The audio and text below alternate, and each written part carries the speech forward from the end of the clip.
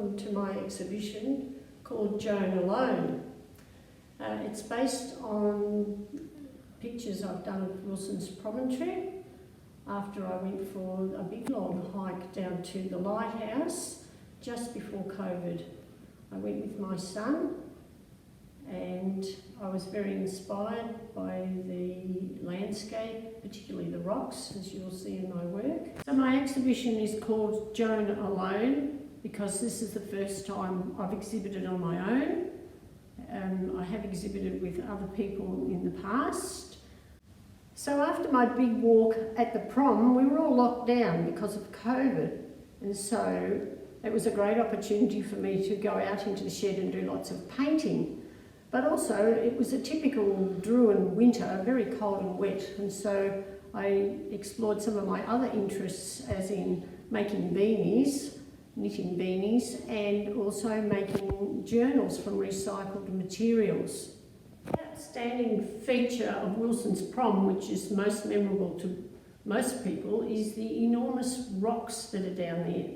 And so I've tried to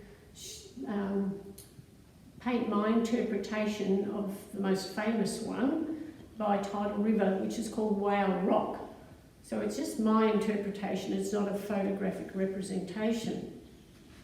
So this piece here was inspired by one of the photos I took down there of the people I was walking with, walking along Oberon Bay. And I've abstracted this part here down just to represent the people or the features of the people walking along the beach.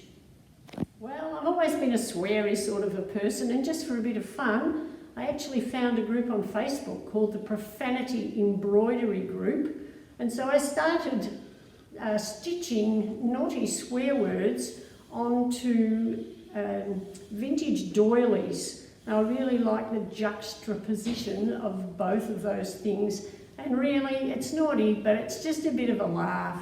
So if you don't want your kids to see it, just keep them away from the naughty corner. And then there's the beanies, always a beanie or two, keeps me knitting, keeps me sane. A friend of mine gave me these balls and said, can you do something with these? So yeah, I put them on a beanie. This is a very traditional one. And it's won a prize in the Alice Springs Beanie Festival, but no one wanted to buy it, but you've got a chance to buy it if you come out and have a look at the exhibition.